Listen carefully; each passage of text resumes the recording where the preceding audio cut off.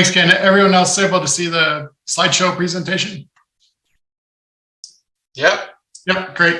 So today we're just going to talk about kind of the differences between what active income is and passive income. I believe everyone on this call at some point in time probably has had both. So we'll go to the next slide and kind of just focus on what active income is.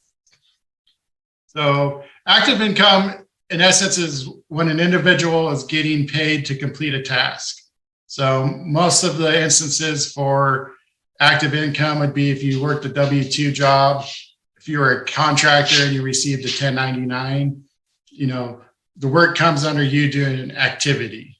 So you're getting compensation for performing a task based on your skill set. Ken, could you go to the next slide?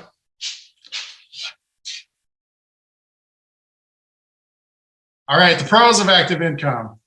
You get monthly income, biweekly income, weekly income, depending on how your company pays. Obviously, you got to be employed to receive that or have a company in good financial standing, but most of the time you are getting paid regularly, so you don't have that mental stress of where's my next paycheck coming for the most part. When you are working a W-2 or even a 1099 job, based on your skill sets, you can get promotions, you can increase your fees, you can get general wage adjustments. So, that's another pro, just kind of mental clarity and ease by knowing you have that check coming every week, biweekly or month. If it's active income, you can invest in your company's 401k. If you're a sole proprietor, you can invest in your solo 401k. Your active income also, due to the fact that you have to pay employment taxes, that will be used to help determine your Social Security benefit. So depending on your age bracket, when you get older, you'll get Social Security. If you're older than myself, you're more likely to get it. If you're younger than me, you may not get the Social Security or the whole amount that's been guaranteed. So those are some pros of having active income. Going down to some negatives.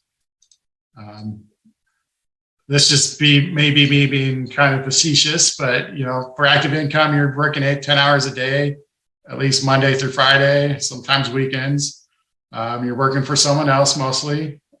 Your responsibilities, if you are performing well, they do get higher. You do get more responsibilities, which is great, but then your work-life balance kind of gets out of whack.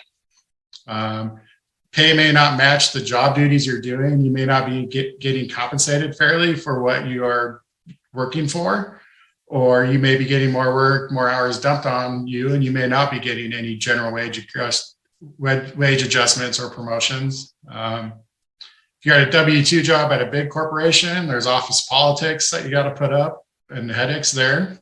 They run faster than others to get promotions. In essence, it's just kind of, you got to work more, you got to put more hours in, you got to complete the work faster. So you're kind of the front in the line for a promotion. As kind of briefly touched on, if your company isn't doing well financially, there may not be the job there. They may have to downsize, they may shut down. A lot of people saw that during COVID.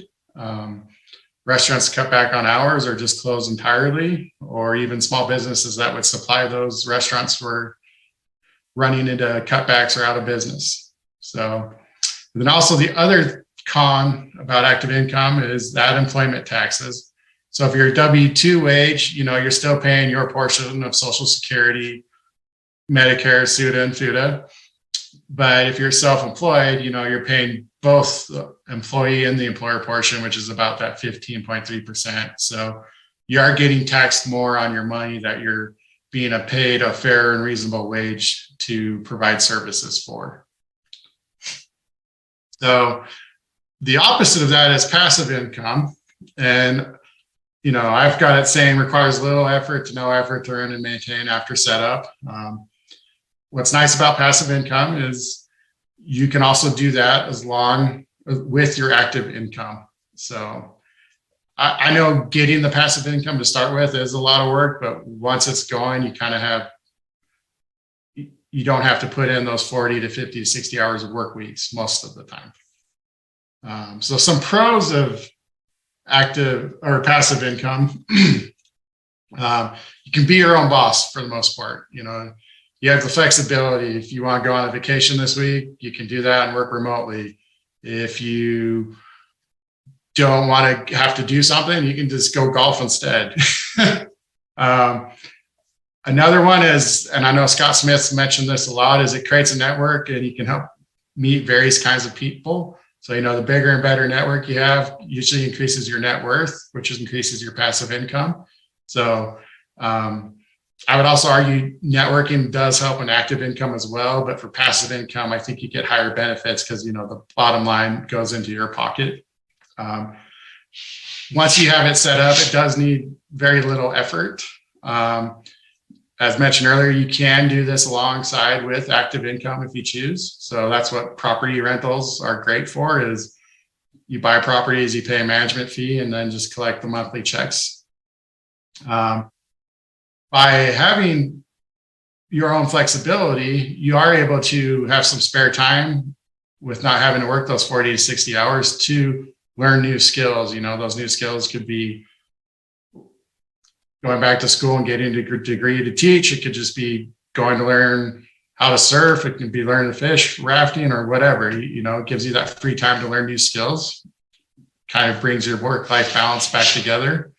Passive income, as I'm sure a lot of you are seeing, it can bring more in earnings than your active income. A lot of the time, it's people work their active income to build their passive income so they can leave their active income. And that's kind of that financial freedom calculator and number that we try to help clients get to. And one of the biggest proponents on passive income is you don't have that employment tax. So you're not having to pay that 15.3% on every dollar you earn because you're not actively earning it. So there's no employment taxes on it. So right there, you're, depending on what type of job you have, you're saving anywhere from 7.65 to 7.65 to 15.3% in taxes. There is some negatives though to passive income, as when we do our breakout here after this. Hopefully you guys can share some pros and cons to this and add some more detail. You kind of have to select the correct income method. So let's say you want to partner in a business, but you want to be hands off and not run it and just collect your share of the profits. Well, make sure you're investing in the right business, because that business goes under, you're not going to have profits and you could lose your investment that you put into it. Same going with when it comes time to buy a real estate property. You know, you want to do your due diligence to make sure it's going to pay you the amount of money that you need in passive income, or if it's bought for other business needs, that it does do that.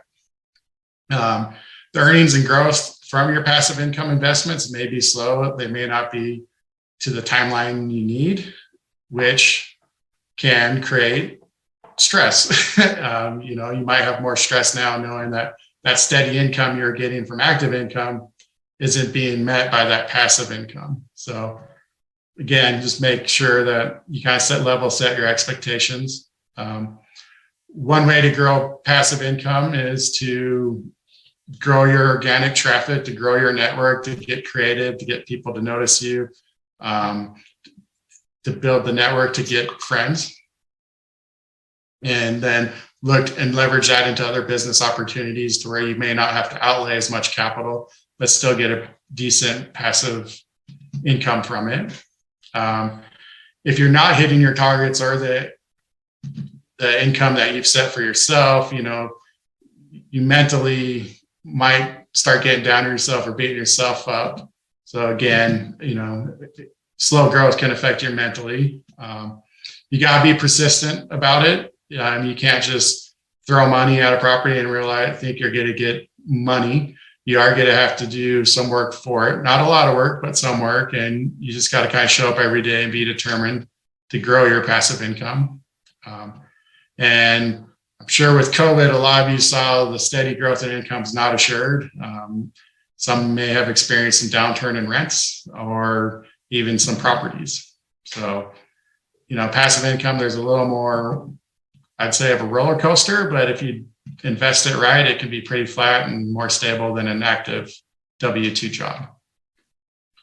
So that was kind of the short presentation on the difference between passive income and active income. And everyone here has kind of real estate investors. You can kind of straddle back and forth when you do your rental activities between passive income and active income. So one of the biggest ways to do that is by claiming that real estate professional designation. So if you're a real estate professional, this passive income or loss can then be put against active income or losses. So that's a pretty big tool you guys have to use to determine what category your income goes into. So usually the progression I've seen is people go from active to passive. When we do our breakouts, if you guys could share your experiences with the group, if you feel comfortable, that'd be great. Or what stage are you in? Are you entirely active? Are you active and passive? Or are you now passive income as well? And just kind of share your lessons learned from that.